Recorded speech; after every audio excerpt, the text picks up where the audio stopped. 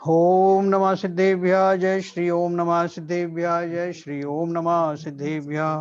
मंगलम भगवान वीरो मंगलम गौतमो गणी मंगलम कुंद कुंदाद्यो जैन धर्मोस्तु मंगलम सर्वमंगल मांगल्यम सर्व कल्याण कारकम प्रधानम सर्वधर्माणां जैनम जयतो शासनम जैनम जयतो शासनम जैनम जयतो शासनम।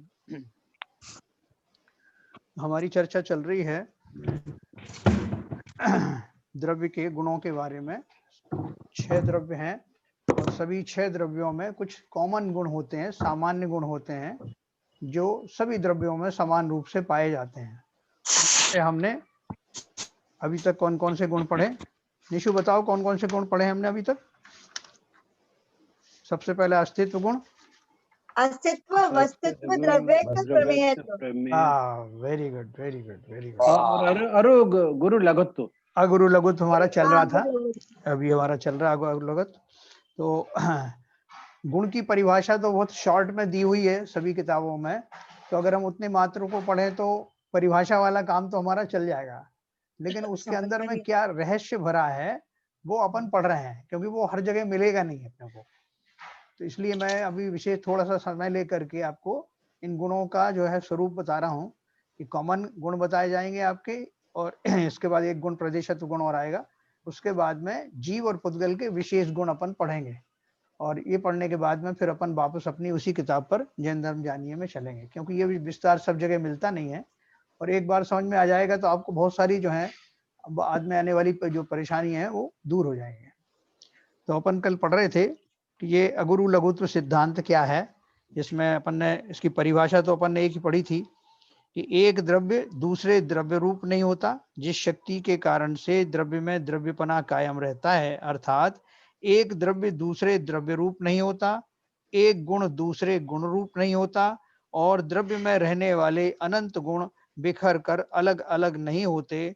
उस शक्ति को अगुरु लघुत्व गुण कहते हैं। ठीक है ना, एक मिनट में म्यूट करूंगा। हाँ, तो कल हमने इसके बारे में थोड़ा सा पढ़ा था डिटेल में कि ये सभी द्रव्यों के अपने अपने चतुष्टय, सब द्रव्य अपने अपने चतुष्टय में रहते हैं। जैसे अपन ने पढ़ा था कांच का एक गिलास है और उसमें पानी भरा है, तो जबकि ये दोनों ही पुद्गल द्रव्य हैं, फिर भी दो अलग अलग द्रव्य हैं पुद्गल के अंतर्गत ही, पुद्गल वाले ही दो अलग अलग द्रव्य हैं। तो कांच का गिलास का द्रव्य अपने द्रव्य में रहेगा, उसका जो है जो पानी का द्रव्य स्वद्रव्य अपने पानी में रहेगा, कांच का स्वक्षेत्र कांच में, पानी का स्वक्षेत्र पानी में, कांच का स्वकाल कांच में, पानी का स्वकाल पानी में, कांच का स्वभाव कांच में और पानी का स्वभाव पानी में। स्वकाल का अर्थ क्या है कि वो अपने अपने काल में ही परिणमित होता है। जब उसका परिणमन का काल होता है, जैसा उसका काल लगता है, जितना समय लगता है और जिस प्रकार से परिणमन होना होता है वो उसके अंदर ही होता है, दूसरा उसमें कुछ भी फेरफार नहीं कर सकता। उसके बाद हम पढ़ रहे थे, कल हमने पढ़ा था जीव का श्रद्धा गुण ज्ञान या चारित्र गुण रूप नहीं हो सकता। श्रद्धा गुण अगर है तो वो ज्ञान में कन्वर्ट नहीं हो जाएगा, इसी तरह चारित्र में कन्वर्ट नहीं होगा। श्रद्धा सम्यक होने पर भी चारित्र में क्रम पड़ता है ना। अभी मैं सम्यक दर्शन हो गया मुझे, तो सम्यक ज्ञान भी साथ साथ ही हो गया, ये दोनों होने के बाद भी लेकिन अभी चारित्र गुण आने में समय लगेगा, उसमें क्रम पड़ता है, वो एकदम ऑटोमेटिकली नहीं हो जाएगा। जैसे ये दोनों तो एक साथ होते हैं, श्रद्धा गुण और ज्ञान गुण। तो ये बोल रहे हैं श्रद्धा सम्यक होने पर भी चारित्र में क्रम पड़ता है, वो किस तरह होता है देखते हैं। सम्यक दर्शन होते ही श्रद्धा ज्ञान चारित्र आदि सभी गुणों में सम्यक पना आ जाता है, अर्थात विपरीत पना नष्ट हो जाता है। अभी चारित्र पूर्ण तो नहीं हुआ, लेकिन फिर भी वो चारित्र की क्वालिटी बदल जाती है। जैसे मेरे श्रद्धा गुण की क्वालिटी बदल करके मिथ्या से सम्यक हो गई, ज्ञान की क्वालिटी मिथ्या ज्ञान से बदल करके सम्यक ज्ञान हो गई, उसी तरह चारित्र भी मिथ्या चारित्र से हट करके बदल करके सम्यक चारित्र हो गया। लेकिन क्या है, ये जो चारित्र की दशा है अभी वो एकदम पूर्ण नहीं होती, उसकी टाइप तो शुरू हो गई सम्यक चारित्र रूप, मेरे सारे आचरण सम्यक होंगे, मैं जो व्रत नियम संयम आदि जो धारण करूंगा वो सब सम्यक कहलाएंगे, लेकिन अभी वो उसमें क्रम पड़ेगा, क्योंकि जो 14 गुण स्थान अपन पढ़ने वाले हैं ना, तो 14 गुण स्थान रूपी उनमें इस तरह के भेद पढ़ेंगे कि वीतरागता धीरे धीरे आएगी करके 13वें गुण स्थान में जा करके पूर्ण वीतरागता आने वाली है। तो वो अपन आगे पढ़ रहे हैं, क्योंकि हमारा देखो मूल प्रयोजन है जीव के बारे में जानना, और बाकी सब चीजों को इसलिए जान रहे हैं कि हमें भ्रम ना हो जाए। इनमें हम जीव अजीब में तो कहीं जीव की कल्पनाएं नहीं कर रहे हैं, इसलिए उन सबको रूल आउट करने के लिए उनके लक्षण पहचान रहे हैं और अपने लक्षणों को बार बार अपन उसका वर्णन कर रहे हैं। तो अर्थात सम्यक दर्शन होते ही श्रद्धा, ज्ञान, चारित्र आदि सभी गुणों में सम्यक पना आता है, अर्थात विपरीत पना नष्ट होता है। आत्मा की अनुभूति रूप यह मैं ऐसी श्रद्धा, आत्मा का ज्ञान और आत्मा में स्थिरता होती है। ऐसा होने पर भी यह स्थिरता बहुत अल्प काल तक रहती है, यानी चारित्र की पूर्णता नहीं होती। अधिक अधिक आत्मस्थिरता होने पर एक समय ऐसा आता है कि जीव का उपयोग कैसे बोलते हैं, अटेंशन, जीव का उपयोग ध्यान चिरकाल के लिए आत्मा में ही लीन हो जाता है, जिसे यथाख्यात चारित्र कहते हैं, और पूर्ण वीतरागता की प्राप्ति हो जाती है। जैसे अपन को देखो कहीं ऊपर कोई हमसे जरा हाइट के ऊपर में कोई एक लकड़ी या कुछ है, उसको पकड़ना है, तो हम धीरे धीरे अभ्यास करते हैं, अपना हाथ बढ़ाते हैं, उसको टच करते हैं, फिर और थोड़ा टच करते हैं, थोड़ी देर वहां ठहरने की कोशिश करते हैं, बार बार हाथ फिसल जाता है, लेकिन एक स्थिति ऐसी आती है कि हमारे दोनों हाथ उसको पकड़ लेते हैं, और वही दशा को अगर मुझे परमानेंट रहना है तो मैं रह सकता हूँ। उसी तरह से चारित्र का अभ्यास दिन प्रतिदिन करने वाले जो जीव है, मुनि आदि हैं, वो करते करते उनका मेन लक्ष्य क्या है कि उस चारित्रिक अवस्था में अर्थात अपनी आत्मा में स्थिर हो जाऊं। अभी वो बार बार स्टेप में करते हैं, एक एक स्टेप में। अपन को बोलते हैं ना 20 मिनट का ध्यान करिए साहब, तो 20 मिनट का ध्यान करके हम वापस लौट आते हैं, लेकिन वहां एक बार वो यथाख्यात चारित्र हो जाता है तो जीव तो स्वयं जीव है ना, वो ध्यानस्थ स्वयं की अवस्था में स्थिर हो जाता है, और वही परम यथाख्यात चारित्र है। और उसी की कामना के लिए, उसी की प्राप्ति के लिए तो वही अपना पूरा जीवन लगा देते हैं, और जैसे ही वो स्थिरता के क्षण आते हैं वो उसको केवल ज्ञान होता है। तो ये बहुत रहस्य की बात है और बहुत सुखद अनुभूति होगी। हम तो खाली इस चर्चा मात्र से हमें रोमांच आ जाएगा। देखो अपन और आगे पढ़ेंगे तो और आपको आनंद आएगा। तो ऐसा होने पर भी यह स्थिरता बहुत अल्प काल तक रहती है, यानी चारित्र की पूर्णता नहीं होती। वो एक अंतर मुहूर्त तक होना चाहिए ना वो स्थिरता केवल ज्ञान के लिए, वो नहीं हो पाती, बीच बीच में टूट जाती। अधिक अधिक आत्मस्थिरता होने पर एक समय ऐसा आता है कि जीव का उपयोग यानी अटेंशन, ध्यान चिरकाल के लिए आत्मा में ही लीन हो जाता है, जिसे यथाख्यात चारित्र कहते हैं, और पूर्ण वीतरागता की प्राप्ति हो जाती है।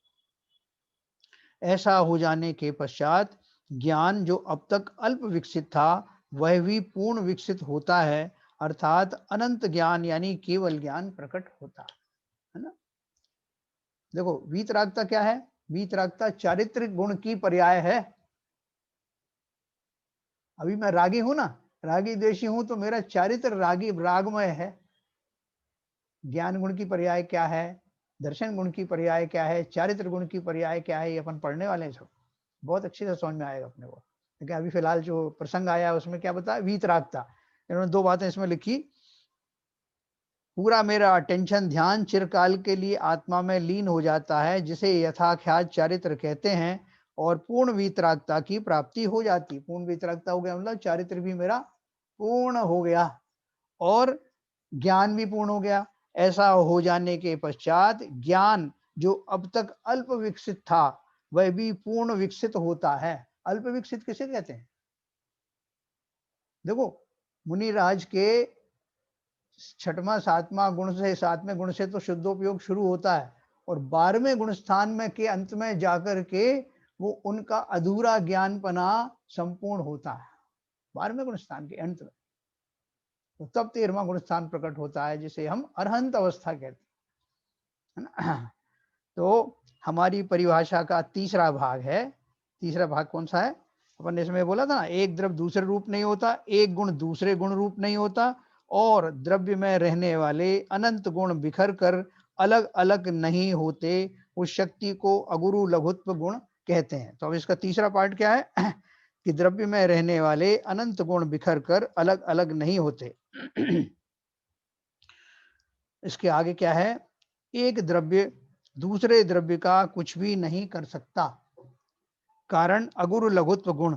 विश्व में जितने द्रव्य हैं उतने कायम रहते हैं, कम या ज्यादा नहीं होते, कारण है अगुरु लघुत्व गुण। ये तो द्रव्य की बात हुई, 6 द्रव्य हैं तो 6 ही द्रव्य हैं। निमित्त कार्य में फेर बदल हेर फेर नहीं कर सकता, कारण अगुरु लघुत्व गुण। कितने ही निमित्त आ जाओ बाहर ही, लेकिन वो मेरे उपादान शक्ति में, वस्तु की योग्यता में कोई दखल नहीं देते। वस्तु स्वयं ही उन निमित्तों की उपस्थिति में कुछ करना चाहे, उनसे प्रेरणा लेके करना चाहे तो कर सकती है, लेकिन करना हर अवस्था में वस्तु या द्रव्य को ही है। सम्यक दर्शन हुआ, अब मुनि क्यों नहीं होता? कल अपन ने बात पढ़ी थी ना, लोग तुरंत कहने लगते हैं भाई साहब सम्यक दर्शन हो गया तो अभी तो आप क्यों बैठे हुए हो, कमंडल पकड़ो ना। ये तो सम्यक दर्शन की बात है। लोग तो अपन को थोड़ा सा भी अपन अगर धर्म के मार्ग में बढ़ने लगते हैं तो लोग ताने देने लगते हैं कि इतने ज्ञानी बनते हैं तो क्यों कमंडल क्यों नहीं उठा लिया। लेकिन कमंडल उठाना एक अलग जो है वो चारित्र गुण की पर्याय है, मतलब उस रूप बुनियादी बनना वो चारित्र गुण में आता है, और वो चारित्र गुण धीरे धीरे ही आता है, जैसे अपन ने परिभाषा के अनुसार पढ़ा। एक सम्यक दर्शन होने के भी काफी दिन पश्चात जो है चारित्र की पूर्णता अक्सर होती है। तो चारित्र क्यों नहीं है? कारण अगुरु लघुत्व गुण। विश्व के अनंत द्रव्यों में प्रत्येक द्रव्य स्वतंत्र है, प्रत्येक द्रव्य के अनंत गुणों में प्रत्येक गुण स्वतंत्र है, और हरेक गुण की अनंत पर्यायों में प्रत्येक पर्याय भी स्वतंत्र है। एक गुण की कौन सी पर्याय कब आएगी उसका भी निश्चितपना है, और क्रम भी रहेगा उसमें। जैसे मैंने बताया कि बालक से युवा होगा, युवा से वृद्ध होगा, उल्टा क्रम नहीं हो सकता कि पहले पैदा होते ही बूढ़ा पैदा हुआ और फिर जो है जवान हुआ और फिर बच्चा हुआ। तो हर एक द्रव्य का उन्होंने क्या बोला है, हर एक गुण की अनंत पर्यायों में प्रत्येक पर्याय स्वतंत्र है। हमें स्वतंत्र होने की चेष्टा करने की जरूरत ही नहीं है। एक तो क्रम भी पड़ता है और स्वतंत्र है, उसे जो पर्याय होनी है वही होनी है। हम स्वतंत्र ही हैं ऐसा जानना है। हम मान्यता में परतंत्रता की भ्रांत कल्पना करके दुखी होते रहते हैं, इसलिए हमें मात्र मान्यता ठीक यानी सही करनी है। वस्तु व्यवस्था जैसी है वैसी मान्यता रखने से हम सुखी हो सकते हैं, परंतु अपने विपरीत मान्यता अनुसार वस्तु यानी द्रव्य रहे, ऐसी वृथा चेष्टा करने से हमें दुख ही भोगना पड़ेगा। वस्तु की जो व्यवस्था है ना, वस्तु स्वरूप विचार खुशी से सब दुख संकट सहा करे। इसका अर्थ क्या है कि अगर जिसने हम किस बात से दुखी रहते हैं, क्योंकि हमको वस्तु व्यवस्था का पता नहीं, वस्तु स्वरूप का पता नहीं, इसलिए हम दुखी होते रहते हैं। अरे साहब ये कर्म में कैसे आ गए, ये मुझे कैसे आ गए, इनको तो इनका इतना ये करप्शन हो रहा है मगर फिर भी ये जो है इनको बहुत संपन्न है, इनको तो कुछ हुआ नहीं, और मैं तो इतना धार्मिक हूँ और मुझे तो बहुत सारी दिक्कतें आनी शुरू हो गई। तो ये सब क्या है, मैंने वस्तु स्वरूप को समझा नहीं। अगर समझ लेता तो सब में समता बनी रहती कि भैया हर व्यक्ति के एक काल होता है, स्वकाल होता है, जिस काल में घटनाएं वैसी ही घटित होती हैं। जब मेरे पुण्य का उदय आता है तब तो पुण्य रूप जो है प्रसंग उपस्थित होते हैं। जब मेरे पाप का उदय होता है तो ऐसी वस्तु सामग्री मिलती है जो कि पाप के कारण से उदय में आती है। लेकिन दोनों ही दशाओं में मैं अपनी रिएक्शन करने में स्वतंत्र हूँ। मुझे कोई जबरदस्ती नहीं कर रहा कि साहब आपका देखो पुण्य का उदय आया आप डांस करिए, मुझे कोई नहीं कह रहा कि आपका पाप का उदय आया है आप रोने लगी। मैं पूर्ण स्वतंत्र हूं, क्योंकि मैं भी एक द्रव्य हूं ना। उन अवस्थाओं में मुझे कैसा व्यवहार करना है ये मेरे ऊपर है। और जिसे अगर इतना समझ में आ गया कि संसार की जितनी घटनाएं जो मेरे इर्द गिर्द हो रही हैं वो सब मेरे ही पाप और पुण्य के फलस्वरूप हो रही हैं, किसी दूसरे ने उन्हें नहीं दिया है, ऐसा ज्ञान होते ही समता प्रकट होती है। समता खाली पाठ पढ़ने से थोड़ी होती है, जैसे आप 1 घंटे का सामयिक कर लिया तो समता आ गई। समता तो आचरण में तभी आएगी जब उस वस्तु स्वरूप को समझ लूंगा। जो हम पाठ आदि पढ़ते हैं वो तो हमने खाली एक कुछ अपना एक नियम निर्धारित कर लिया, समय निर्धारित कर लिया कि उस काल में पाठ आदि पढ़ने में अपने मन को लगाऊंगा तो मेरी कषाएं मंद रहेंगी।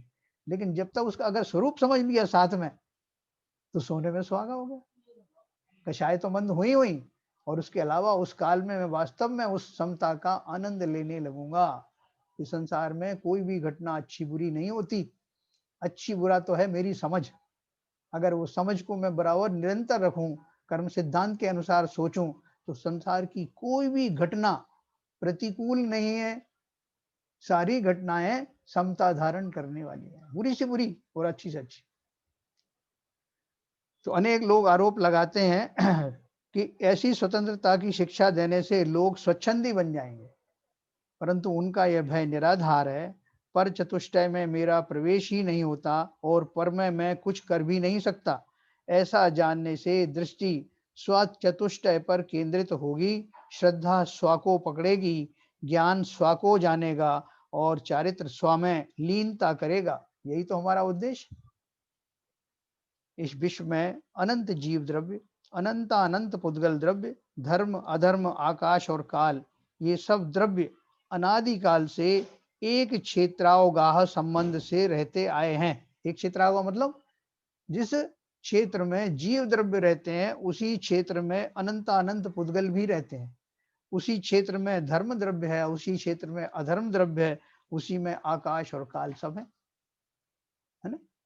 सब एक ही जगह में, इस लोकाकाश में है ना, हम सब एक ही जगह, इसलिए हमारा एक क्षेत्र संबंध है। इसलिए कौन किसका शत्रु है। अपन बोलते हैं साहब इनसे इनसे नाराजगी मत लो, ये अपने समाज के हैं, और समाज के ही नहीं है बल्कि ये खारघर में रहते हैं। और खारघर तो क्या है कि मेरी सेक्टर में रहते हैं। तो जो जो हमारी नजदीकियां उन क्षेत्रों के अनुसार आती है, तो हमें ये आता कि तो अपने ही वाले ही हैं, इनसे क्या बैर करना।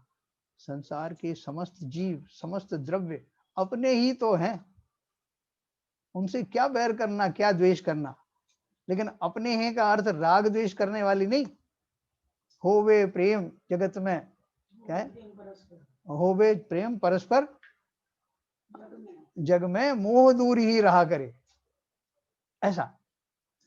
तो सबके प्रेम से रह सकते हैं हम, जिन्होंने हमें कुछ ऐसा लगता है कि इन्होंने हमारा कभी कुछ बिगाड़ा था, है ना। वास्तव में तो कोई किसी का कुछ बिगाड़ता नहीं। मैं ही अपने किए का फल उन निमित्तों के माध्यम से प्राप्त करता हूं, पहली बात।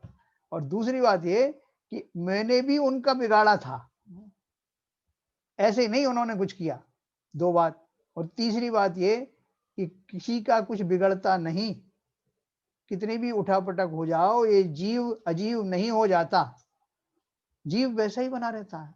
कितने काल हमने कितने लोगों से दुश्मनी निभाई, कितने लोगों से मित्रता का निर्वाह किया, लेकिन ये संसार वैसे ही बना रहा, हम सब वैसे ही बने रहे। हाँ, हमारे जो भाव आए उनका हमने फल रात दिन चखा। जिनसे शत्रुता निभाई वो अभी भी शत्रुता निभाने के लिए कहीं ना कहीं मौजूद हैं। जिनसे अच्छे भाव रखे वो अभी भी मित्रता निर्वाह करने के लिए रखे। इसलिए हमें खाली इस रहस्य को समझना है, संसार में मेरा कोई शत्रु नहीं। इसलिए जैन धर्म का सिद्धांत मूल सिद्धांत।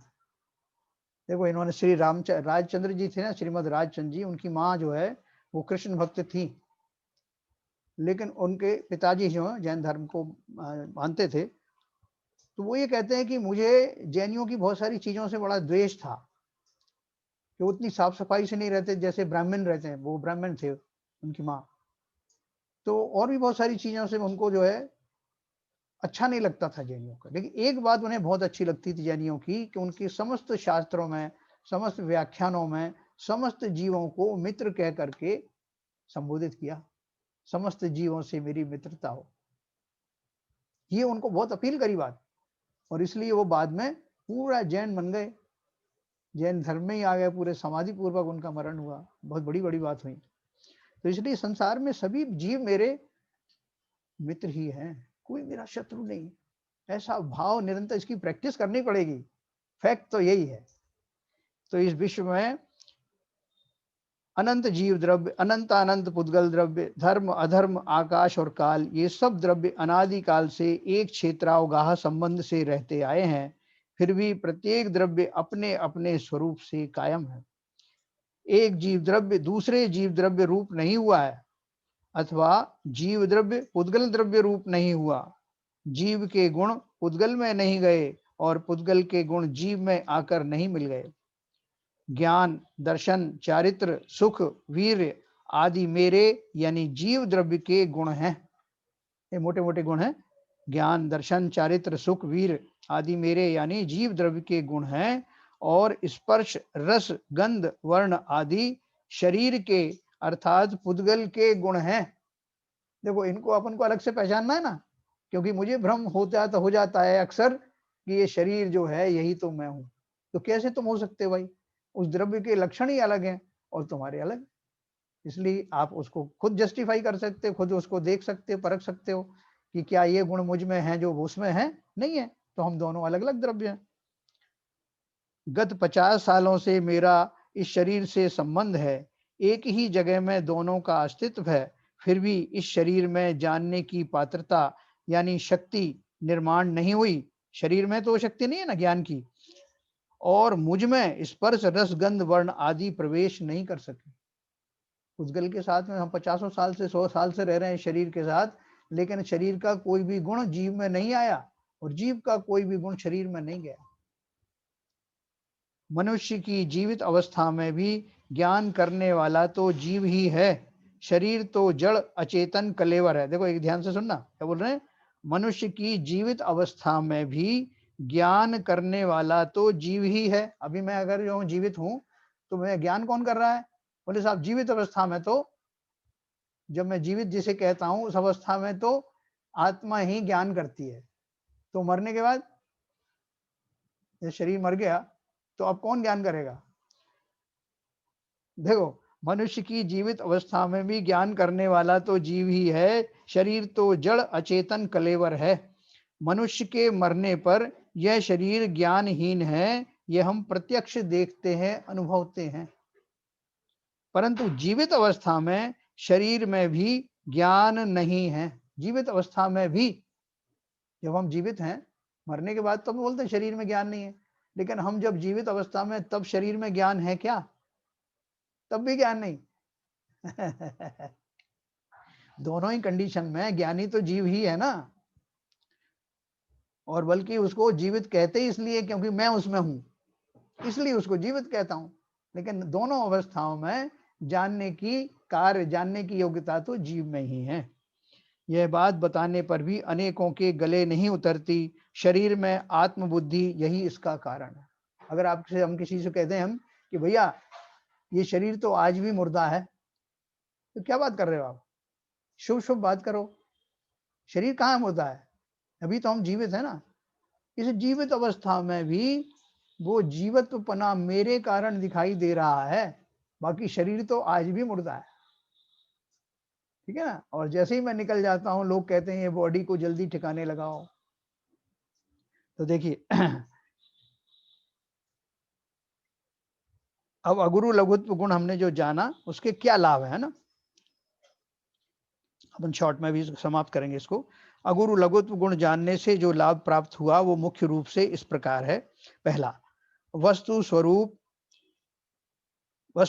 का एवं वस्तु स्वातंत्र का ज्ञान होता है। दूसरा, एक द्रव्य दूसरे द्रव्य का कुछ भी नहीं कर सकता। इस जैन सिद्धांत की सिद्धि इस गुण के द्वारा भी होती है। तीसरा, एक द्रव्य दूसरे द्रव्य रूप नहीं होता। इस कारण अनंत द्रव्यों की सत्ता एवं संख्या कायम रहती है।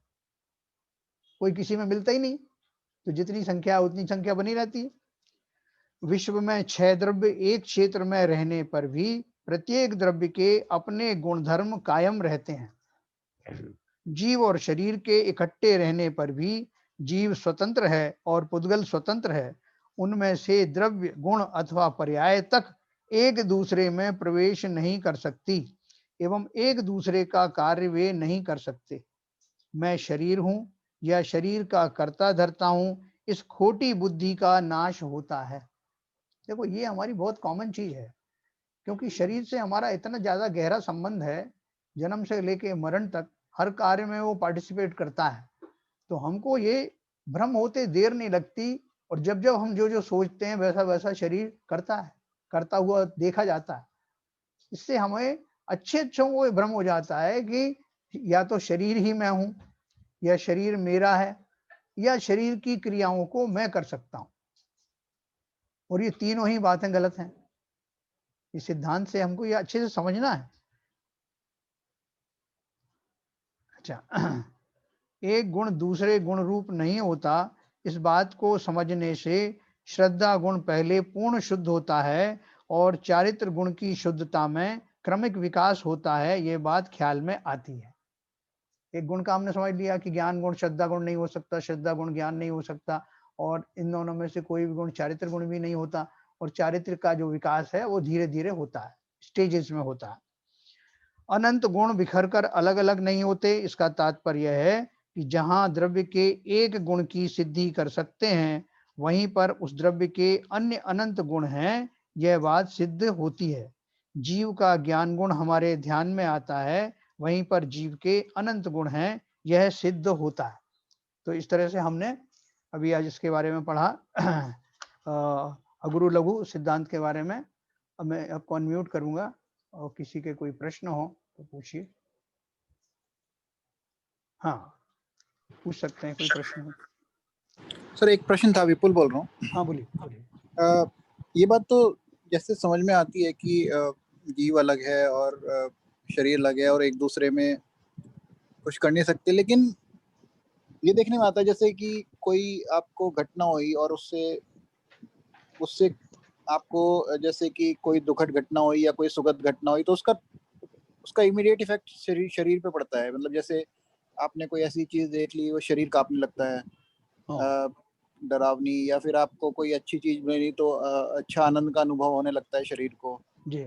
या फिर तो जब शरीर और जीव अलग अलग है तो ये शरीर में एकदम से इम्पैक्ट कैसे आ जाता है ज्ञान का? हाँ, आपने इंजीनियरिंग किया है ना आपने, विपुल जी? हाँ जी, हाँ जी। तो आपने एक इंडक्शन का सिद्धांत पढ़ा होगा। इंडक्शन पढ़ा ना, इंडक्शन मोटर भी होती है। हाँ जी, हाँ जी। वो कैसे काम करती है? उसमें आपस में कोई कनेक्शन नहीं होता, लेकिन इंड्यूस करंट पैदा हो जाते हैं, है ना? कोई वायरिंग से नहीं होता, उसकी प्रेजेंस मात्र से रोटर घूमता है। बिजली कैसे पैदा होती है जनरेटर में? तो देखो, अभी मैं सामान्य लोगों की समझ के लिए बताता हूं। शरीर में एक योग्यता तो है, सभी द्रव्यों में एक योग्यता है। क्या योग्यता है? कि वो एक दूसरे का निमित्त बन सकते हैं। निमित्त बन सकते हैं मतलब उनकी प्रेजेंस में, उनकी प्रेरणा से जीव या जो द्रव्य हैं अपना अपना कार्य कर लेते हैं, करते हैं। तो जब जीव के कुछ भाव होते हैं, जैसे हमें क्रोध के भाव आए, तो क्रोध कौन करता है? वैसे तो जीव करता है, लेकिन लक्षण कहाँ प्रकट होते हैं? शरीर में प्रकट हो जाते हैं। आंखें लाल हो जाती हैं और भाव भंगिमा ऐसी हो जाती है, उसके लक्षण शरीर में प्रकट होते हैं। तो एक दूसरे से वो प्रेरित तो हो सकते हैं, निमित्त नैमित्तिक संबंध है। लेकिन अगर शरीर में योग्यता ही नहीं है, शरीर बिल्कुल अपंग हो पड़ा है, तो आप कितने अंदर से क्रोध प्रकट हो रहा हो, शरीर के कोई लक्षण बाहर आएंगे नहीं। और इसके उल्टा का चलो कि शरीर में कोई पीड़ाएं होती हैं, शरीर में कांटा गड़ा, वो आत्मा में नहीं गड़ा, लेकिन शरीर में होने वाली प्रतिकूलताओं का अनुभव जीव करता है। शरीर को नहीं ज्ञान है, उसके 4 कांटे और चुभा दो आप तो भी उसको नहीं मालूम पड़ेगा। लेकिन मैं चूंकि बड़ा चौकन्ना हूं, उसके अंदर रह रहा हूं, मुझे तुरंत ज्ञान होता है कि शरीर में कुछ एबनॉर्मल घटना घटित हुई।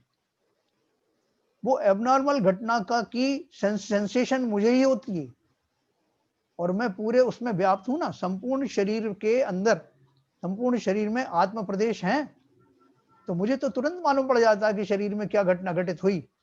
और अपने पूर्व संस्कारों के कारण, अपने राग द्वेषों की परिभाषा के कारण, वो घटना अच्छी हुई या बुरी हुई, इसका निर्णय भी मैं ले लेता हूं। ये कांटा चुभा है, ये घटना अच्छी है कि नहीं, तुरंत में समझ ये गलत हुआ।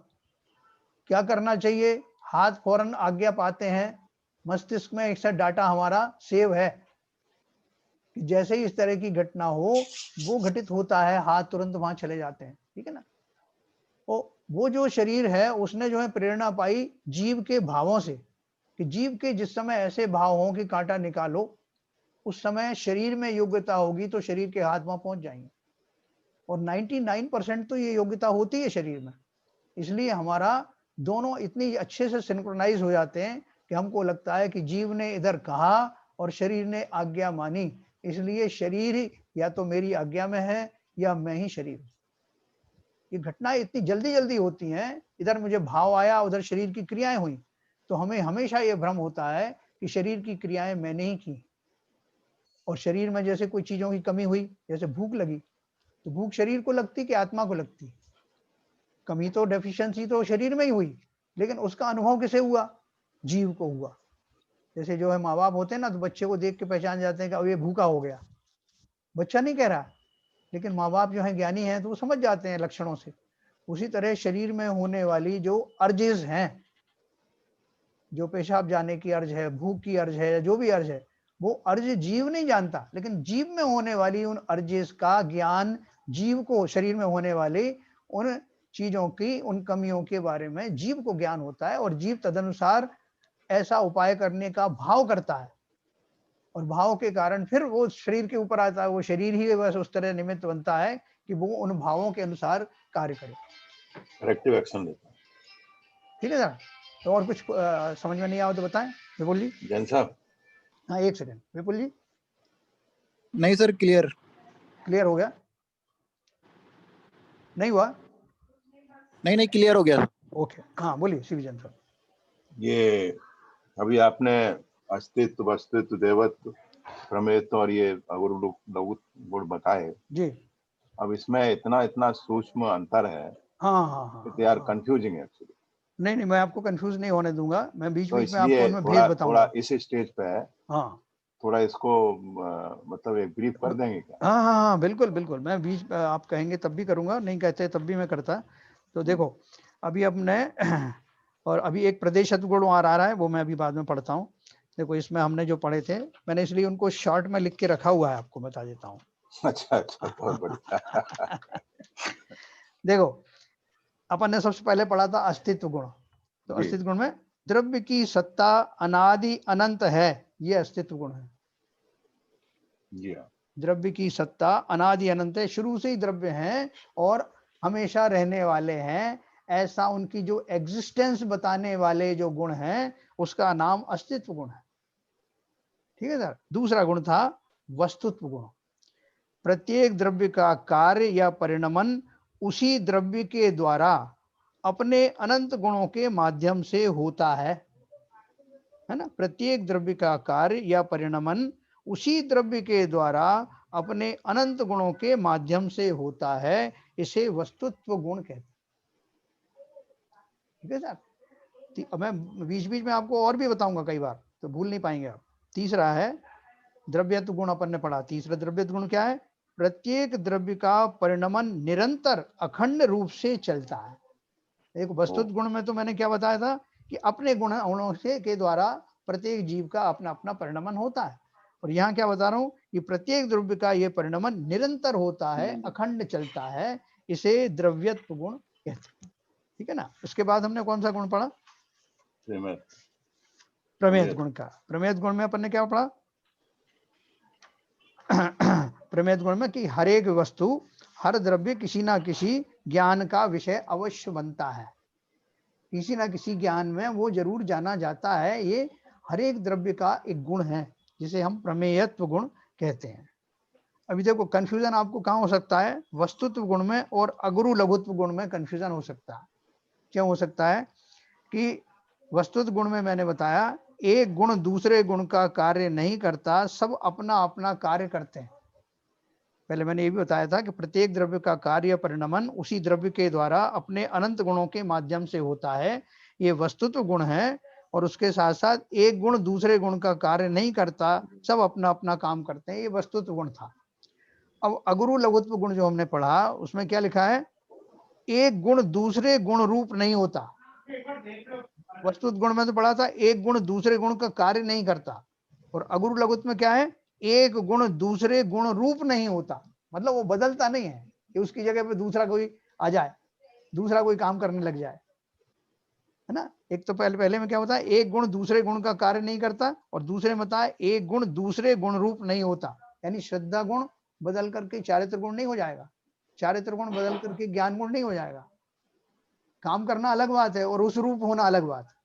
तो इसलिए अगुरु लघुत्व गुण में एक गुण दूसरे गुण रूप नहीं होता, एक द्रव्य दूसरे द्रव्य रूप नहीं होता, द्रव्य में रहने वाले अनंत गुण बिखर कर अलग अलग नहीं होते, यह हमारा अगुरु लघुत्व गुण था। ठीक है साहब, अगर ये क्लियर हो गया हो तो हम आगे बढ़ेंगे, प्रदेशत्व गुण पढ़ेंगे, जो लास्ट गुण है, कॉमन गुण है। और किसी का कोई प्रश्न है अभी तक? नहीं है। तो देखो, ये प्रतिशत गुण हम पढ़ते हैं, ये अंतिम गुण इसका है, सामान्य गुणों में जो मुख्य गुण है। जिस शक्ति के कारण से द्रव्य का कोई ना कोई आकार अवश्य रहता है, उस शक्ति को प्रदेशत्व गुण कहते हैं। ये बहुत इंपॉर्टेंट गुण है, देखो इंपॉर्टेंट और समझ में आने योग्य गुण है, बहुत आसानी से समझ में आएगा। जिस शक्ति के कारण से द्रव्य का कोई ना कोई आकार अवश्य रहता है, उस शक्ति को प्रदेशत्व गुण कहते हैं। विश्व में 6 द्रव्य हैं, उनमें केवल पुद्गल द्रव्य ही रूपी है, अर्थात मूर्तिक है। मूर्तिक है मतलब इसका आकार हमें दिखाई देता है आंखों से। उनमें केवल पुद्गल द्रव्य ही रूपी है, अर्थात मूर्तिक है, और अन्य 5 द्रव्य अरूपी हैं। मूर्त द्रव्य का आकार तो हमें दिखाई देता है, परंतु अरूपी द्रव्य के आकार के बारे में संदेह होता है। द्रव्य का आकार यानी उस द्रव्य का विस्तार, यानी क्षेत्र अर्थात लंबाई, चौड़ाई और मोटाई आदि। रूपी द्रव्य का आकार रूपी होता है और अरूपी द्रव्य का आकार अरूपी होता है।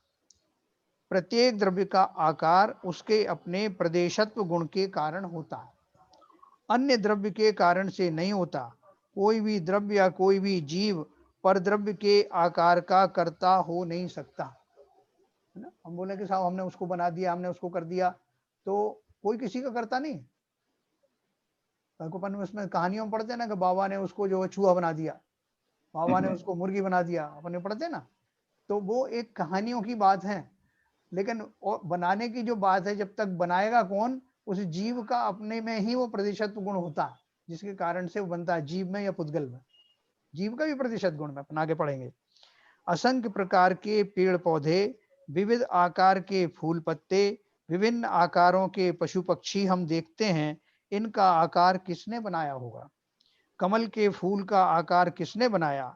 उसमें ही उस आकार रूप होने की शक्ति है। तो कमल का जो पौधा है, कमल का जो पेड़ होगा, उस पौधे में ही वो शक्ति है कि उससे निकलने वाले जो कमल का फूल होगा, उसका आकार कैसा होगा ना। ये उसकी प्रदेशत्व शक्ति के अनुसार। जिसे प्रदेशत्व गुण के बारे में पता नहीं है, वह मानता है कि कोई ईश्वर इस सृष्टि का निर्माता है और वह ईश्वर इन सब चीजों को आकार देता है। ईश्वर का एवं द्रव्य का स्वरूप ज्ञात न होने के कारण ऐसी भ्रांत धारणाएं होती हैं। पहली बात तो ईश्वर तो किसी का कुछ करता ही नहीं, है ना। इस संसार में, इस प्रकृति में सारी घटनाएं अपने प्रकृति के नियमों के अनुसार स्वयं ही घटित होती हैं। स्वयं ही घटित होने में भी एक रहस्य है कि वो जो उनमें 6 द्रव्य रह रहे हैं, वो ही अपना अपना परिणमन करते हैं। प्रकृति में कोई अलग से कोई आदमी नहीं खड़ा हुआ है कि जो सबको कहे कि मैं अब इस कलर में भर लो, इस फूल को इस कलर रंग से भर दो। वो कुछ नहीं कर। प्रकृति का अर्थ है जहाँ 6 द्रव्य स्वतंत्र रूप से अपना अपना परिणमन करते हैं, उसी का नाम प्रकृति है। ठीक है, और लोकाकाश में करते हैं। देखो सब बिल्कुल सिंपलीफाइड है सिस्टम, कॉम्प्लिकेटेड नहीं है। कॉम्प्लिकेटेड तो हमको समझने में नहीं आ रहा, इसलिए लगता है। तो ईश्वर का एवं द्रव्य का स्वरूप ज्ञात न होने के कारण ऐसी भ्रांत धारणाएं होती हैं। अक्षर का सुंदर या टेढ़ा मेढ़ा होना शाही के प्रदेशत्व गुण से होता है, और हम मानते हैं कि मैंने सुंदर अक्षर लिखा, रंगोली से सुंदर फूल बनाया, वह मेरा कौशल्य है, हम ऐसा मानते हैं। परंतु रंगोली के प्रदेशत्व गुण का यह कार्य है। कोई सेठ कहता है कि मैंने मेरे धन से इतना बड़ा सुंदर महल बनवाया है, परंतु ईंट पत्थर की वह रचना पुद्गल के प्रदेशत्व गुण का कार्य है। अब उसमें भी अपन निर्माण करते हैं कि ईंट बनाई आपने, इतने इंच लंबी, इतने इंच चौड़ी, इतने इंच मोटी, फिर उससे एक बिल्डिंग बनाई, तो वो उन आकार वाली ईंटों से मिलकर के दूसरा आकार बन गया। तो ये सब उस पुद्गल द्रव्य के प्रदेशत्व गुण के कारण संपन्न हुआ। नहीं तो ईंट तो लगाता मैं 9 इंच लंबी और बनता 2 इंच का, तो ऐसा संभव नहीं ना। उसका जितना प्रदेशत्व गुण है उसके अनुसार ही वो आकार खड़ा होता है। कोई काम बिगड़ने पर कारीगर का दोष बताता है और कारीगर कहता है सीमेंट अच्छा नहीं था, लोटे में पानी रखने पर पानी का जो आकार होता है वह पानी के प्रदेशत्व गुण के कारण से है, लोटे के कारण से नहीं। है ना, ये कंफ्यूजन हो सकता है कि देखो साहब ये लोटा जो है गुण है इसमें जो भी आता है वो अपने आकार का बना लेता है। कोई सभी कभी पानी डालो, कोई भी लिक्विड डालो, ये लोटे में खासियत है कि ये अपने अनुसार इसको बना लेता है। देखो मैंने बताया ना कि एक ही बात को दो थ्योरी से सिद्ध कर सकते हैं, वो कॉकरोच वो थ्योरी तो थी ना। पानी ने लोटे का रूप धारण कर लिया। हाँ, जो पानी में ऐसी क्वालिटी है कि वो जिस जगह रखा जाता है उसका शेप ले लेता है, ये उसका यस, प्रदेशत्व गुण है। ऐसा नहीं है कि लोटे ने पानी का गुण हाँ, बना दिया। अगर लोटे में वो गुण होता तो वो लकड़ी को भी बनाता ना सीधा, यस यस, तो लकड़ी इस को लोहे को भी बनाता हूँ। बनाता तो लोहे उसमें सही बात, सही अपन को बात। ये बहुत क्लैरिटी से समझना पड़ेगा, बहुत अच्छे से समझ में आएगा। तो हम जैन सिद्धांत को अगर हमको समझ में नहीं आता तो अपन पूछें उसको, ऐसी बात नहीं है, लेकिन अगर हम उसमें क्योंकि हमारी पूर्व धारणाएं कुछ ना कुछ हैं, वो उसके कारण हमको समझने में व्यवधान आए, तो अपन को समझने की कोशिश करना चाहिए कि मेरे समझ में ऐसा क्यों नहीं आ रहा। ये समझ में तो आता है, वो कंफ्यूजन होने के बाद वो पास आउट हो जाता है। अंकल एक प्रदेश और बहुप्रदेश होते हैं, वो प्रदेशत्व गुण में आते हैं। हाँ, कैसे? एक प्रदेशी बहुप्रदेशी होते हैं, वो प्रदेशत्व गुण में आते हैं। हाँ हाँ हाँ, बिल्कुल आते हैं। देखो उसी का प्लूरल रूप है वो। हाँ, अभी अपन बात वही कर रहे हैं, जैसे जीव है ना, जीव को है एक प्रदेशी है कि बहुप्रदेशी है? जीव जो होता है ना, असंख्य प्रदेशी है ना, असंख्य प्रदेशी है तो बहुप्रदेशी हुआ, बहुप्रदेशी है ना। और एक प्रदेशी कौन सा है? काल हाँ। गुण, काल द्रव्य होता है ना, वो एक प्रदेशी होता है। एक प्रदेश में एक ही काल द्रव्य रहता है, कालाणु रहता है, वो एक प्रदेशी। हाँ। बाकी के सब बहुप्रदेशी। धर्म द्रव्य है वो पूरे लोकाकाश में है, तो असंख्यात प्रदेशी है। बहुप्रदेशी। हाँ, बहुप्रदेशी है। हाँ, बहुप्रदेशी। तो देखो, लोटे में पानी रखने पर पानी का जो आकार होता है वह पानी के प्रदेशत्व गुण के कारण से है, लोटे के कारण से नहीं है। लोटे के कारण अगर आकार हो जाता तो लोटे में पत्थर डालकर देखो तो सही कि वे उस आकार के बनते हैं या नहीं। मैं रोटी गोल बनाती हूं ऐसा बहनों को अभिमान है, तो फिर आटे का आकार किसने बनाया? गेहूं का आकार किसने बनाया? नैसर्गिक रीति से, यानी उन चीजों के प्रदेशत्व गुण से उनके आकार बनते हैं। उसी तरह रोटी भी उसके प्रदेशत्व गुण से ही गोल बनती है?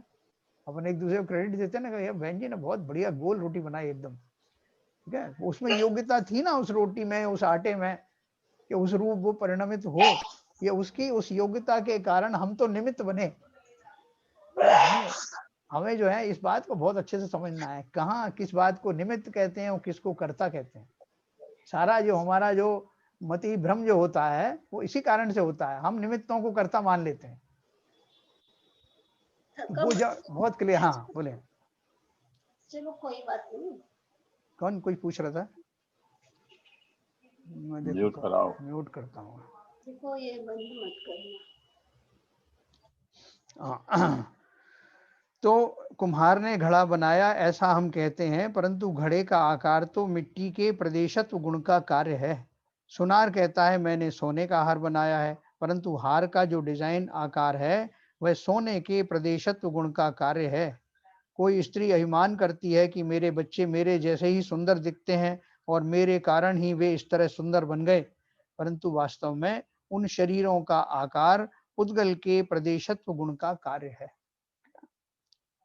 हाथी यह जीव है, उसके शरीर का आकार पुद्गल के प्रदेशत्व गुण से होता है, व उसमें जो जीव है उसका वैसा ही आकार जीव के प्रदेशत्व गुण से होता है। वहां उस शरीर को जीव के उस आकार में निमित्त कहा जाता है। क्या होता है? हम जो जिस पर्याय में जन्म लेते हैं उस पर्याय वाले शरीर को धारण करते ही हमारे जो आत्मा के प्रदेश हैं वो भी उसी आकार में ढल जाते हैं, उसी रूप हो जाते हैं। हाथी है तो हाथी के शरीर रूप पूरी तो शरीर में परिणमित हो जाएंगे, फैल जाएंगे। चींटी बने तो चींटी के शरीर में फैल जाएंगे, चींटी के शरीर के शेप में आ जाएंगे। तो कितनी बढ़िया बढ़िया घटनाएं हैं ये, तो प्रदेशत्व गुण में ये योग्यताएं हैं। अभी जो काम हम लोहे से नहीं कर पाते, फर्नीचर बनाते ना, तो बोलते हैं साहब ये लोहे का मत बनाओ। क्यों मत बनाओ? तो साहब अगर इसमें कुछ फेरफार करनी होती है तो फिर बड़ा मुश्किल काम हो जाता है, तोड़ना पड़ेगा, उसको काटना पड़ेगा, फिर वेल्डिंग करनी पड़ेगी। इसके लकड़ी का होगा तो अपन आराम से उसके शेप में बना सकते हैं, और भी बहुत सारे उसके फायदे हैं। तो वो जो प्रदेशत्व गुण है हर एक द्रव्य के अंदर है, वो प्रदेशत्व गुण के कारण हमको सुविधाएं रहती हैं, उनका ही तो हम लाभ उठाते हैं। तो हाथी या जीव है, उसके शरीर का आकार पुद्गल के प्रदेशत्व गुण से होता है, व उसमें जो जीव है उसका वैसा ही आकार जीव के प्रदेशत्व गुण से होता है। जब हम सिद्ध बनेंगे तो हमारा जो आत्मा के प्रदेश हैं वो किस आकार में रहने वाले हैं। वैसे तो आकार ऐसा तो होगा ही नहीं, जैसे हमारा जो स्थूल शरीर दिखाई देता है ऐसा तो होगा ही नहीं आत्म प्रदेशों का आकार, क्योंकि वो तो अमूर्त है। लेकिन फिर भी उनका जो अरेंजमेंट होगा, जो अरेंज होंगे, उनकी बाउंड्री होंगी ना, तो बाउंड्री कैसी होगी? जिस अंतिम शरीर से जीव को मोक्ष होता है, उस अंतिम शरीर से थोड़ा सा कम उसी शेप में वो आत्म प्रदेश सेट हो जाता है।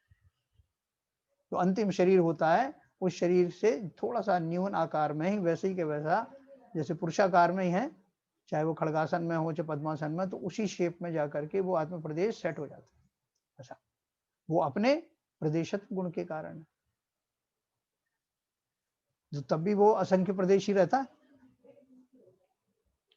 वहां उस शरीर को जीव के उस आकार में निमित्त कहा जाता है। सिद्ध भगवंतों के शरीर नहीं होता, इसलिए शरीर के निमित्त से होने वाला आकार उन्हें नहीं है, इसलिए सिद्धों को निराकार कहने में आता है। फिर भी सिद्धों को आकार अवश्य है, क्योंकि वे भी जीव द्रव्य हैं और उनमें भी प्रदेशत्व गुण है ना। तो हम पहले देख चुके हैं कि प्रत्येक गुण अपने ही कारण अपना अपना प्रयोजन भूत कार्य करता है। वस्तुत्व गुण और वह कार्य निरंतर चलता है द्रव्यत्व गुण के कारण, इसलिए प्रदेशत्व गुण का द्रव्य का आकार, यह कार्य उसके अपने ही कारण से निरंतर चलता है। आकार यह प्रदेशत्व गुण की पर्याय प्रत्येक समय में उत्पाद व्यय रूप से पलटती रहती है, अर्थात हर समय नया नया आकार होता रहता है। हमारा भी अलग अलग आकार होता रहता ना। अभी वो जो लकड़ी थी, लकड़ी का दरवाजा था, वो फूल जाता है बरसात के दिनों में, फिर सिकुड़ जाता है, सर्दी आती है तो उसके आकार भी बदलते रहते हैं, और जब उसको तो तोड़ देते हैं तो वो छोटे आकार में भी आ जाता है, भूसा वगैरह भी बन जाता है। ये सब उसके आकार उसकी पर्याय के हिसाब से पलटते रहते हैं। पर्याय यानी यह आकार वैसा के वैसा भी रह सकता है या अलग भी हो सकता है। जैसे सिद्ध भगवान की पर्याय होती ना, तो सिद्ध भगवान की जो पर्याय होती है वो कौन सी पर्याय होती है अपन आगे पढ़ेंगे।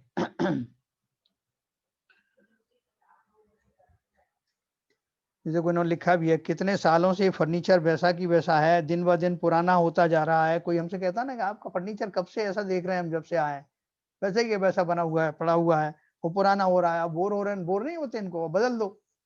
तो बोलते हैं कि भैया आप बदलोगे क्या, बदलाव तो उसमें अपने आप ही आ रहा है। वो फर्नीचर भी वैसा के वैसा कहाँ है, उसमें पुरानापन आ रहा है, उसके जो परमाणु हैं वो उनकी जगह पर नए परमाणु आते हैं कभी, तो वो परमाणु बदलते रहते हैं। तो इस तरह से है। आदिनाथ भगवान 500 धनुष की ऊंचाई और महावीर भगवान 7 हाथ की ऊंचाई उनकी थी ना। आदिनाथ भगवान की 500 धनुष की ऊंचाई और महावीर भगवान की 7 हाथ की ऊंचाई सहित वर्तमान में सिद्ध अवस्था में विराजमान है ना। दोनों कहाँ विराजमान है? अभी सिद्ध अवस्था में विराजमान। उनके आकार में अंतर होने पर भी अन्य अनंत गुणों की पर्यायों में कुछ अंतर नहीं है। दोनों ही अनंत चतुष्टय, अनंत दर्शन, अनंत ज्ञान और अनंत सुख, अनंत वीर से युक्त है। जो हमारे आदिनाथ भगवान जब गए होंगे ना मोक्ष, तो उनकी जो काया थी, क्योंकि 500 धनुष की थी, इसलिए उनके जो अंतिम शरीर के अनुसार ही उनके आत्म प्रदेश सेट हो गए, तो वो उतने बड़े आकार में सेट हुए। और महावीर भगवान के जो जितनी ऊंचाई थी 7 हाथ की, उतनी में उसमें एरिया में हुए, सेट हुए। लेकिन बोल रहे हैं कि उससे उनके अनंत गुणों में कोई अंतर नहीं पड़ा। प्रदेशत गुण में तो ये अंतर आया, लेकिन बाकी जो गुण हैं उनके आकार में अंतर होने पर भी अन्य अनंत गुणों की पर्यायों में कुछ अंतर नहीं है। दोनों ही अनंत चतुष्टय, अनंत दर्शन, अनंत ज्ञान, अनंत सुख और अनंत वीर से युक्त हैं। उनके सभी अनंत गुणों का सामर्थ्य पर्याय में पूर्ण प्रकट हो गया है। इस कारण भगवान महावीर से अधिक सुख और ज्ञान भगवान आदिनाथ में होगा, ऐसा नहीं है। हमारे प्रतिदिन जीवन में भी हम इस बात से परिचित हैं कि बुद्धि किसी के लंबाई या मोटाई पर निर्भर नहीं रहती। इसलिए छोटा कद वाला व्यक्ति अपने आप को हीन मानता हो या लंबा व्यक्ति अपने आप को श्रेष्ठ मानता हो, तो यह बात योग्य नहीं है ना? शरीर के अनुसार नहीं होता। जितना बड़ा शरीर होगा उतनी ज्यादा बुद्धि होगी, ऐसा नहीं ना।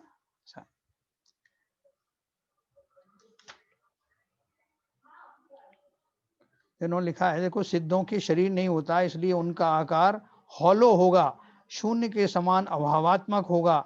ऐसी भी भ्रांति अनेक लोगों में पाई जाती है।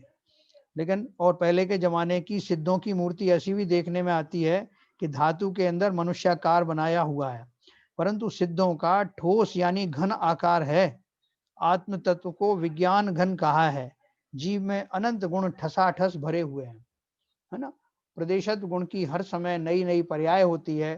प्रदेशत्व गुण के इस विशेष कार्य को व्यंजन पर्याय कहते हैं। अभी देखो 2 पर्याय आएंगे जिनको अपन कल पढ़ेंगे, क्योंकि ये इसमें थोड़ा आप कंफ्यूज हो जाओगे। उसमें अर्थ पर्याय और व्यंजन पर्याय, ये 2 पर्याय आती हैं, जिनके बारे में अपन कल और थोड़ा सा पढ़ेंगे और उसके बाद इसका अपन समापन कर देंगे। तो हमने ये प्रदेशत्व गुण जाना, इससे हम क्या क्या लाभ हुआ है। प्रदेशत्व गुण जानने के कारण मुख्यतः निम्न लाभ ख्याल में आता है। नंबर 1, प्रत्येक द्रव्य का कोई ना कोई आकार होता ही है, इसलिए जीव, धर्म, अधर्म, आकाश और काल, इन अरूपी द्रव्यों का भी अपना अपना आकार है। ललित कुमार जी, ये आप अभी बताना जब मैं अनम्यूट करूंगा कि ये जो जीव द्रव्य है, धर्म द्रव्य और अधर्म द्रव्य का, इनका प्रदेशत्व गुण के कारण इनका आकार कैसा है। प्रत्येक द्रव्य का आकार उसके अपने प्रदेशत्व गुण से होता है। कोई भी ईश्वर या परद्रव्य उस आकार का कर्ता नहीं हो सकता। संसार अवस्था में जीव का आकार प्राप्त शरीर के आकार के समान होने पर भी वह आकार शरीर के कारण नहीं है, परंतु जीव के प्रदेशत्व गुण के कारण है। जैसे अपन ने लोटे के बारे में पढ़ा ना, कि पानी अपने प्रदेशत्व गुण के कारण उस रूप में विद्यमान है, उस शेप में है, लोटे के कारण नहीं। उसी तरह से जीव द्रव्य अपने प्रदेशत्व गुण के कारण शरीर के अनुरूप उसी आकार में है, शरीर के कारण से नहीं। पुद्गल द्रव्य का आकार मूर्तिक है, अन्य 5 द्रव्यों का आकार अमूर्तिक है। धर्म द्रव्य, अधर्म द्रव्य, आकाश द्रव्य, काल द्रव्य, इन सब का, और जीव द्रव्य, इन सब का आकार अमूर्तिक है। वो ऐसे नहीं दिखाई देते जैसे हमको पुद्गल दिखाई देते। शरीर का आकार शरीर के परमाणुओं का आकार है। जीव उस आकार का कर्ता नहीं है। शरीर को सुडौल रखने का कार्य जीव नहीं कर सकता।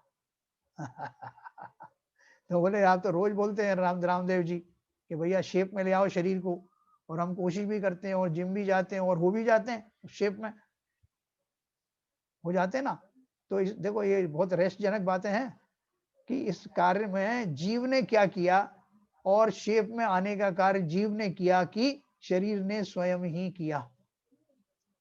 भले ही उसमें निमित्त कौन बना, जीव के भाव निमित्त बने, लेकिन शेप में आना नहीं आना, आप लाख कोशिश करो, आपका वो शेप चेंज होगा ही नहीं। ऐसा कितने लोग परेशान रहते। तो द्रव्य के आकार पर उसके गुणों की संख्या निर्भर नहीं रहती। अनंत प्रदेशी आकाश द्रव्य में जितने अनंत गुण हैं, उतने ही अनंत गुण एक प्रदेशी पुद्गल परमाणु में या कालाणु में या अन्य द्रव्यों में होते हैं। जीव द्रव्य के आकार में संकोच विस्तार होने पर भी उसके असंख्यात प्रदेश कायम रहते हैं, उसमें घटबढ़ नहीं होती। जीव द्रव्य के आकार पर उसके अन्य गुणों का कार्य निर्भर नहीं होता। छोटा है शरीर, बड़ा है शरीर, अपन ने पढ़ा ना। इसलिए ज्ञान, दर्शन, चारित्र, सुख आदि गुणों की पर्यायें जीव द्रव्य के आकार पर निर्भर नहीं होती। और अंतिम है, प्राप्त शरीर के आकार के कारण अपने को हीन या श्रेष्ठ मानना गलत है। तो इस तरह से ज्ञान में लीन होने का उन्होंने आखिर में एक उपदेश दिया है कि आकार एक पर्याय है, इसलिए वह एक समयवर्ती है, विनाशिक है और नई नई उत्पन्न होने वाली हैं। ऐसी अस्थिर चीज का ध्यान नहीं हो सकता। इसलिए हम ध्यान करते हैं तो किसका करते हैं? शरीर का ध्यान क्यों नहीं करते? कि शरीर की पर्यायें तो निरंतर पलटती रहती हैं, लेकिन वो विनाशिक हैं और नई नई उत्पन्न होती हैं। ऐसे आकार का चीज का ध्यान नहीं हो सकता। इस कारण उन पर्यायों से अपना उपयोग हटाकर सदा कायम रहने वाले ज्ञान स्वभाव पर उपयोग केंद्रित करके एकाग्रता करने से स्वभाव अर्थ पर्याय शुरू होगी, अर्थात सम्यक दर्शन आत्मानुभूति होगी। तो ये हमने पढ़ा, मैं आपको अनम्यूट करूंगा।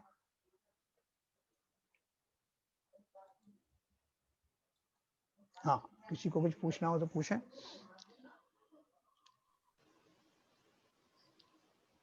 हाँ ललित जी। हाँ सब, एक तो प्रश्न ये था कि जैसे ये जो सब गुण हैं, हाँ तो एक्चुअली क्योंकि हम लोग मतलब मैं फिर अपने रेस्पेक्ट में बात कर रहा हूँ हाँ कि इन चीज़ों को जानते हैं, हाँ लेकिन जब व्यवहार में वो चीज़ आती है तो उस समय भूल जाते हैं। हमारा व्यवहार अलग ही हो जाता है एक्चुअली, मतलब उस समय कुछ आकुलता, राग, द्वेष, ये सब। तो हाँ अब इन चीज़ों को जो जान ली है उनको व्यवहार में कैसे लाएं? हाँ, बिल्कुल सही बात।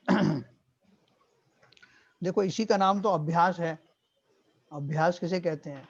एक डॉक्टर ने अपना जो है एमबीबीएस किया या एमडी किया, तो उसका जो एजुकेशन पूरा हो गया, उसके बाद उसने एक क्लिनिक खोला और क्लिनिक खोल के बोर्ड भी लगा दिया उसमें, है सीएम पांडे एमबीबीएस एमडी, और बैठ गया, तो वो डॉक्टर बन गया क्या? उसे डॉक्टर बना कब कहेंगे? जब उसकी प्रैक्टिस शुरू होगी, जब वो मरीज आएंगे, मरीजों को देखेगा, मरीज ठीक होंगे, तभी तो वो डॉक्टर बनेगा। ये रोज आता है, दुकान खोलता है, चला जाता है, अपना क्लिनिक खोलता है, डॉक्टर बना नहीं। तो अपन कहते हैं मेडिकल प्रैक्टिशनर, मतलब प्रैक्टिस करना ही, जब प्रैक्टिस होगी तभी वो जो है डॉक्टर कहलाएगा। उसी तरह से हम इन तत्वों का अभ्यास करेंगे। ये हमने सब जो कुछ पढ़ा है, ये आपकी बिल्कुल बात सही है कि शुरू शुरू में तो इस भूमिका में हमने जो कुछ पढ़ा है वो हमारी बुकिश नॉलेज जैसी ही है, लेकिन इसमें एक बेसिक फर्क है। बेसिक फर्क क्या है कि आज देखो प्रमाण सागर जी भी कह रहे थे, उनका बहुत अच्छा सवेरे प्रवचन आता है, मैं रोज सुनता हूँ। तो वो क्या बोल रहे थे कि हम जो है जिन चीजों का हमें रुचि होती है, तीव्र रुचि होती है, उनका हम बार बार जो है अभ्यास करने का मन करता है, बार बार हम उस तरफ जाते हैं। कुछ भी काम आ जाए तो हम तुरंत सब 10 काम छोड़ करके पहले वो काम करते हैं। हमारी कौन सी प्रायोरिटी है, उससे पता लगता है कि हमारी रुचि किसमें है। जैसे भरत चक्रवर्ती को 3 सूचना एक साथ मिली कि आपके पिताश्री को यानी आदिनाथ भगवान को केवल ज्ञान हुआ है, आपके महल में पुत्र रत्न उत्पन्न हुआ है, और आयुध शाला में चक्र रत्न की प्राप्ति हुई है, उत्पत्ति हुई। तो उनसे पूछा गया, मंत्रियों ने कहा कि साहब अपन को तीनों में से कौन सा काम पहले करना है? क्या अपन को समुशरण में पहले जाना है भगवान के दर्शन करने, या पुत्र का जो है पहले आनंद मनाना है, जश्न मनाना है, या वो चक्र कोज की पूजा करनी है आयुधशाला? तो उन्होंने क्या कहा, तुरंत बिना किसी ज्यादा सोच विचार के, सबसे पहले तो केवल ज्ञानी के दर्शन करना। तो हमारी रुचि के अनुसार हमारा वीर्य परिणमता है। रुचि के पहले वहां गए, तो हमारी रुचि किसमें है? अभी अपने को कोई चीज आ जाए, अभी हम भोजन भी कर रहे हो, इस बीच में किसी ग्राहक का फोन आ जाए कि भैया आए वो साहब, मुझे कुछ 10 लाख रुपए का सामान लेना था, अरे अभी आया, नहीं नहीं साहब आप भोजन कर लो, नहीं नहीं भोजन तो होता रहेगा। हम किसको प्रायोरिटी देते हैं? जो हमारी उस समय की जो हमें प्रायोरिटी है कि भोजन को भी हमने लास्ट में रख दिया, धन कमाने की है। तो उसी तरह से जीव को जो कुछ हमने जो पढ़ा है ना, आपने बिल्कुल सही कहा, अब पढ़ने के बाद हम में से कितने लोग होंगे जो उसको फॉलो अप करेंगे? और फॉलो अप कब करते हैं? उसके लिए भी कई बार ऐसे संयोग आते हैं, जैसे हमारे कोई वियोग के संयोग आ गए, कुछ प्रतिकूल संयोग आ गए, हम बहुत दुखी हो गए, तब बहुत सारे लोग कुछ प्रतिमानियों की कहानियां पढ़ते हैं, दूसरे लोग भी उनको समझाते हैं, और तब उनको वो सिद्धांत जागृत होते हैं। और एक बात आप देखना कि ज्यादातर जीवों को प्रतिकूल संयोगों में ही वैराग्य हुआ, चाहे वह भले ही वो बाल सफेद होने का हो, चाहे भले ही किसी को जो नीलांजन आके जाने का हो, हर स्थिति में जब कोई प्रतिकूल संयोग आते हैं तब वो एकदम उसको करंट सा लगता है कि ये मैं जिनको हमेशा के लिए स्थायी मान रहा था, वो पर्याय तो स्थिर है ही नहीं, तब उसको ज्ञान होता है। तो इसी तरह से हमने जो सिद्धांत पढ़ा है, ये हमारे बेकार जाने वाले नहीं, ये हमारे अचेतन मस्तिष्क में रहने वाले हैं। और जब ऐसा संयोग बनेगा, हमारी काल लब्धि आनी होगी, उस समय ये हमें तुरंत याद भी आएंगे। और सर इसी पे एक प्रश्न था, जैसे आप बताते हैं कि जब कोई प्रतिकूल परिस्थिति होती है तभी वैराग्य उत्पन्न होता है। हाँ, तो उस केस में जब भोग भूमि और स्वर्ग में तो प्रतिकूल परिस्थिति होती नहीं, तो वहां पे रहने वाले जीवों को इस हाँ, मार्ग पे चलने का भाव आता है क्या? बिकॉज उनके लिए तो कोई प्रतिकूल परिस्थिति है ही नहीं। हाँ, प्रतिकूल परिस्थिति होती है उनकी क्या परिस्थिति होती है, जो देव जो होते हैं ना, तो देवों को उनके अंदर जो कषाय होती है ना, लोभ कषाय बहुत प्रबल होती है। वो अपने से अधिक जो रिद्धिधारी देवों के विमानों को देखते हैं, उनकी संपदा को देखते हैं, तो उनको ये ज्ञान होता है। खासतौर से मिथ्यादृष्टि जीव जो होते हैं ना, वो तो इस सब बात से प्रभावित होकर दुखी भी हो जाते हैं। लेकिन जो सम्यक दृष्टि देव होते हैं, वहाँ दोनों तरह के होते हैं ना, उनको ये तुरंत पता चल जाता है भेद विज्ञान के द्वारा कि ये रहस्य कैसे है। और सम्यक दर्शन पहले से ही उनको है, तो उनको तो ज्यादा सोच विचार की जरूरत नहीं, ये सारी घटनाएं कैसे होती हैं, किस कारण होती हैं। और जो भी एक बार सम्यक दर्शन को धारण कर चुका है, जब तक सम्यक दर्शन बना है, तब तक उसको ऐसे भाव होते हैं कि वो जितनी जल्दी हो चारित्र धारण करे। वैराग्य तो उसको पहले ही हो गया। और आपने क्या पूछा था? वही था जी कि भोग भूमि और स्वर्ग में मतलब हाँ, ये वो भोग भूमि में देखो, भोग भूमि में दो तरह के जीव होते हैं। कौन कौन से होते हैं? एक सम्यक दृष्टि भी होते हैं और मिथ्या दृष्टि भी होते हैं। तो सम्यक दृष्टि तो पहले से ही वो सब कुछ सम्यक दर्शन ही हुआ है, इस तरह से जैन सिद्धांतों को उनको भली भांति समझा है, और वो सब उनको वैराग्य के पूरे लक्षण उनके अंदर मौजूद हैं, तभी उन्हें भेद विज्ञान हुआ। शरीर अलग, मैं अलग, ऐसा भाव रहता है। तो वैराग्य का अर्थ ही यह है कि मैं दूसरे परद्रव्यों में जो लोभित हो रहा था, उनमें रागी द्वेषी हो रहा था, वो मेरा भ्रम टूट गया। तो भ्रम टूट गया, सम्यक दृष्टि को तो टूट ही गया। अब जो मिथ्या दृष्टि जीव भोग भूमि में स्थित हैं, वो भी पूर्व में उनके पुण्य इतने उत्कृष्ट किस्म के होते हैं कि यहाँ पर उनको भले ही वैराग्य की दशा नहीं भी आई हो, तब भी उनकी कषाय मंद रहती है। तो कषाय मंद रहने से अब वो जो है जाकर के खोटी गतियों में तो जाएंगे नहीं, और जहां आगे जाएंगे, अब यहाँ से भी पुण्य बांध के ले जा रहे हैं मंद पुण्य के, मंद कषायों के कारण, और वहां जाकर के वहां अगर अनुकूल परिणाम मिले तो उन्हें वहां वैराग्य हो जाता है, सम्यक दर्शन हो जाता है। ठीक है विपुल जी? ठीक है सर। देव लोगों को तो सर मनुष्य नहीं माने के बाद ही मोक्ष मार्ग में चल पाएंगे ना। मोक्ष मार्ग तो चलेंगे। इनका कहना है कि वहां उनका चिंतन कैसा होता है, देवों का चिंतन वहां पर कैसा रहता है देव गति में जब होते हैं। अभी देखो, जो अपना जो सर्वार सिद्धि के देव होते हैं, वो 33 सागर की आयु होती है उनकी, सब अहिमेंद्र कहलाते हैं, और एक भवावतारी होते हैं, अगले भव में उनको मोक्ष जाना ही होता है मनुष्य में बन करके।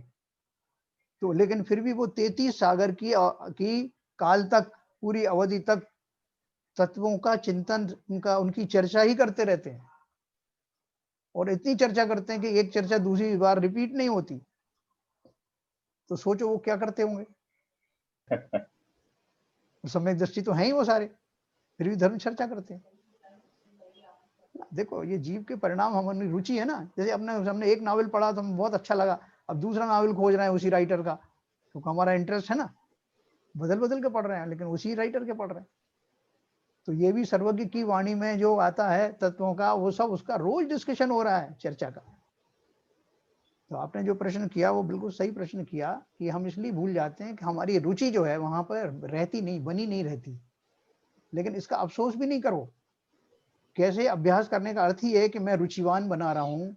भगवान से यही तो मांगना है रोज जाके मंदिर में, धन वैभव थोड़ी मांगना है, कि भगवान मेरी ये रुचि बनी रहे, तत्वों संबंधी मेरी समझ बनी रहे, पूरे तत्वों का स्वरूप समझ में आता रहे, मेरी समता बनी रहे।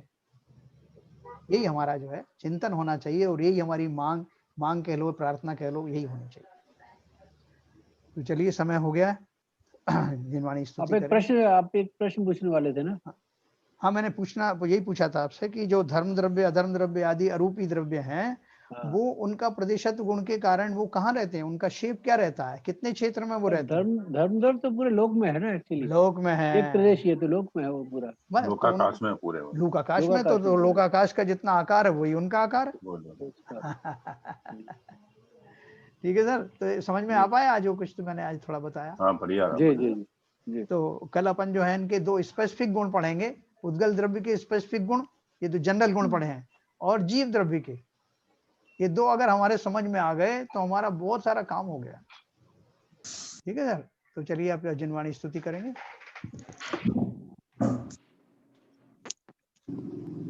मिथ्यतम नाश वे को ज्ञान के प्रकाश वे को पर भास वे को भानु सी बखानी है। हो द्रव्य जान वे को बंध विधि भान वे को सो पर पिछान वे को परम प्रमाणी है। अनुभव बताए वे को जीव के जताए वे को काहू न सताए वे को भव्य और आनी है। जहाँ तहाँ तार वे को पार के उतार वे को सुख विस्तार वे को यही जिनवाणी है। हे जिनवाणी भारती तोहे जपू दिल रैन, जो तेरी शरण गए सो पावे सुख चैन। जिनवाणी के ज्ञान से सूझे लोकालो, तो वाणी मस्तक नमो सदा देते हैं धूप, सदा देते हैं धूप। जिनवाणी माता की जय। जय।